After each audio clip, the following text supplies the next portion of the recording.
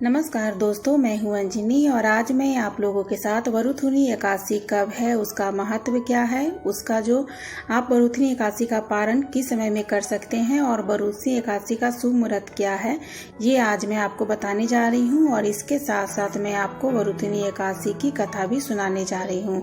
तो इस साल वरुथुनी एकादशी 7 मई 2021 शुक्रवार के दिन है। एकादशी का व्रत सभी व्रतों में श्रेष्ठ माना जाता है। महाभारत काल में भी एकादशी के व्रत का उल्लेख किया गया है।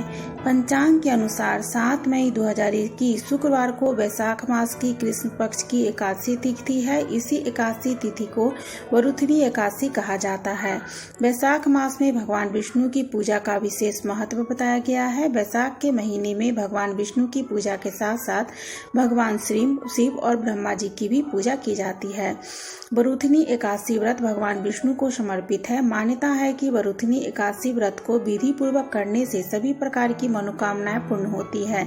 जिन लोगों के जीवन में कष्ट है उन्हें इस व्रत को करने से विशेष लाभ होता है और उनके जो कष्ट है वो दूर होते हैं।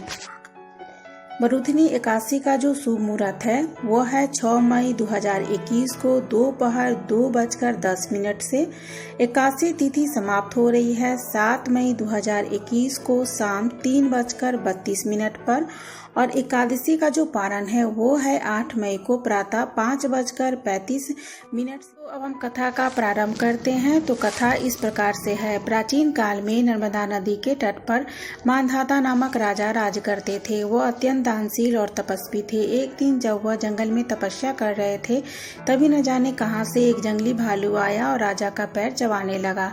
राजा पूर्ववत अपनी तपस्या में लीन रहे। कुछ देर बाद पैर चबाते चबाते भालू राजा को घसीट कर पास के जंगल में ले गया।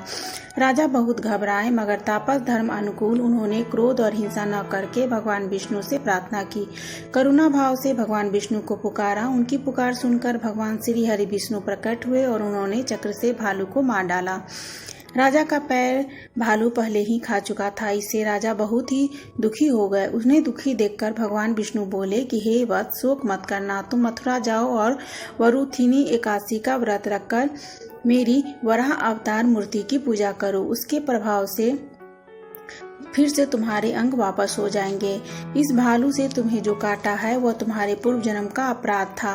भगवान की आज्ञा मानकर राजा मांधाता ने मथुरा जाकर श्रद्धापूर्वक वरुथुनी एकादशी का व्रत किया। इसके प्रभाव से राजा शीघ्र ही सुंदर हो गए और संपूर्ण अंगों वाला हो गए। इसी एकादशी के प्रभाव से राजा मांधाता स्वर्ग को प्राप्त हुए। जो भी व्यक्ति भय से प्रेरित है उन्हें वरुथुनी एकादशी का व्रत रखकर भगवान विष्णु का स्मरण करना चाहिए।